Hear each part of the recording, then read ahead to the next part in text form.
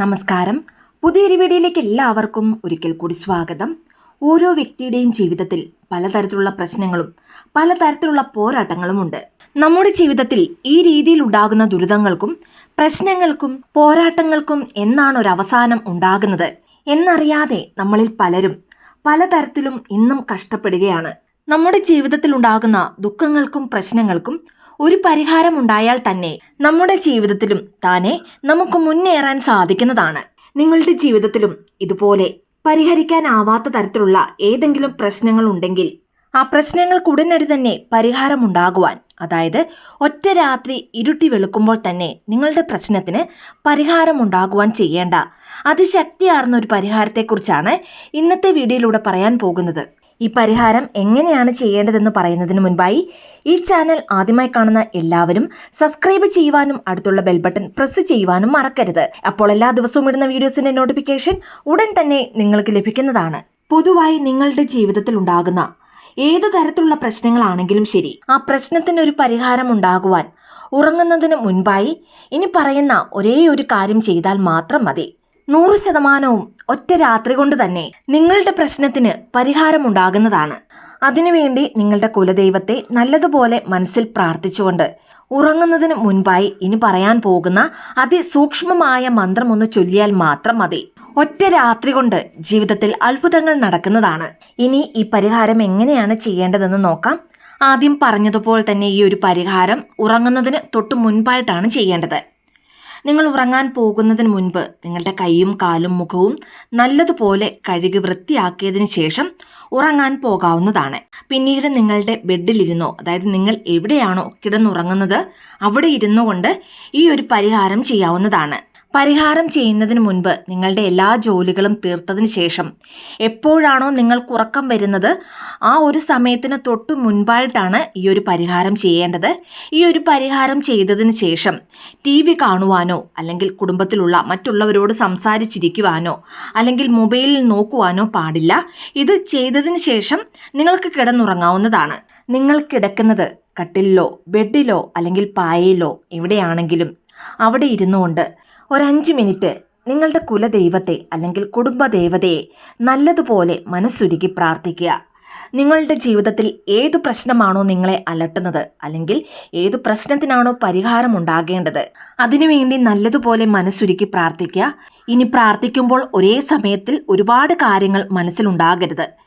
ഏതു പ്രശ്നത്തിനാണോ പരിഹാരം ഉണ്ടാകേണ്ടത് അല്ലെങ്കിൽ ഏതാഗ്രഹമാണോ നിങ്ങൾക്ക് സാധിക്കാനുള്ളത് ആ ഒരു കാര്യം മാത്രമേ നിങ്ങളുടെ മനസ്സിലുണ്ടാകുവാൻ പാടുള്ളൂ. വളരെ ഏകാഗ്രതയോടെ ശാന്തമായ മനസ്സോടുകൂടി നിങ്ങളുടെ ആ ഒരു കാര്യത്തിലേക്ക് മാത്രം നിങ്ങൾ ശ്രദ്ധ ചെലുത്തുക. അതിനുശേഷം ഏതു പ്രശ്നത്തിനാണോ നിങ്ങൾക്ക് പരിഹാരം ഉണ്ടാകേണ്ടത് ആ പ്രശ്നത്തിന് ഉടനടി തന്നെ ഒരു പരിഹാരം കാട്ടിത്തരണമേ എന്ന് നിങ്ങളുടെ കുലദൈവത്തോട് അല്ലെങ്കിൽ കുടുംബദേവതയോട് നല്ലതുപോലെ മനസ്സുരുക്കി പ്രാർത്ഥിക്കുക. അതിനുശേഷം ഇനി പറയാൻ പോകുന്ന ഈ അതിസൂക്ഷ്മമായ മന്ത്രം 11 തവണ ചൊല്ലാവുന്നതാണ്.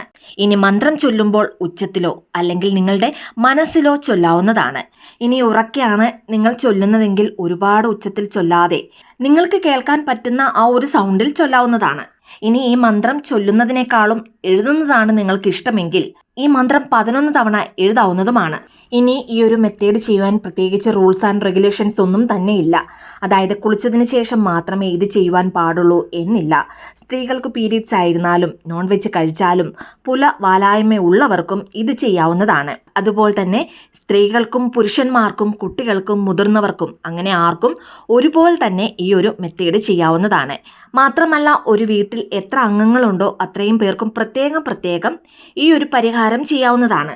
ഇനി അതിസൂക്ഷ്മമായ ഈ മന്ത്രം 11 തവണ നിങ്ങൾ ചൊല്ലിയാലോ അല്ലെങ്കിൽ എഴുതിയാലോ ആദ്യം ചെയ്യേണ്ടത് നിങ്ങളുടെ മനസ്സ് ഏകാഗ്രമാക്കിയാണ്. അതായത് മനസ്സിൽ മറ്റൊരു ചിന്തയും ഉണ്ടാകാതെ മറ്റൊരു കാര്യങ്ങളും നമ്മുടെ മനസ്സിലേക്ക് കടന്നുകൂടാതെ 11 തവണ ഈ മന്ത്രം ചൊല്ലുക. പിന്നീട് എൻ്റെ പ്രശ്നത്തിന് ഇന്ന് ഈ രാത്രി ഇരുട്ടി വെളുക്കുമ്പോൾ തന്നെ ഒരു പരിഹാരം എനിക്ക് ഈശ്വരൻ കാട്ടിത്തരും എന്ന് നിങ്ങൾ മനസ്സിൽ സങ്കല്പിച്ച് ആ ഒരു സന്തോഷത്തോടു കൂടി നിങ്ങൾക്ക് കിടന്നുറങ്ങാവുന്നതാണ്. നമ്മൾ ഉറങ്ങുന്ന ആ ഒരു സമയത്താണ് നമ്മുടെ ഉപബോധ മനസ്സ് അല്ലെങ്കിൽ ആഴ്മനസ്സ് ഉണർന്നിരിക്കുന്നത്. നമ്മുടെ ആഴ്മനസ്സിൽ പതിയുന്ന കാര്യങ്ങളെല്ലാം തന്നെ നമ്മുടെ ജീവിതത്തിൽ സത്യങ്ങളായി തീരുന്നതാണ്, അല്ലെങ്കിൽ യാഥാർത്ഥ്യമായി തീരുന്നതാണ്.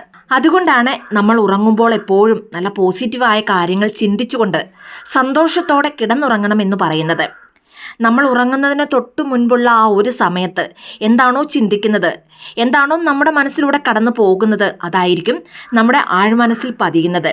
പിന്നീട് നമ്മുടെ ആഴ്മനസ്സിൽ പതിഞ്ഞ കാര്യങ്ങൾ നടക്കുന്നതിനുള്ള സന്ദർഭങ്ങളും സാഹചര്യങ്ങളുമായിരിക്കും ഈ പ്രപഞ്ചം നമുക്ക് സൃഷ്ടിക്കുന്നത്.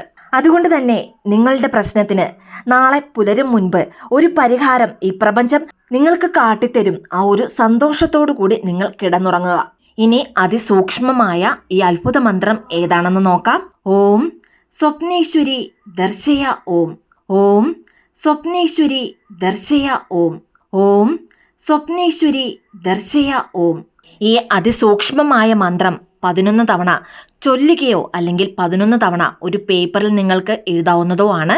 ഇനി എഴുതുമ്പോൾ വരയിടാത്ത വൈറ്റ് പേപ്പറിൽ പച്ച നിറത്തിലുള്ള മഷി കൊണ്ടോ അല്ലെങ്കിൽ നീല നിറത്തിലുള്ള മഷി കൊണ്ടോ എഴുതാവുന്നതാണ്.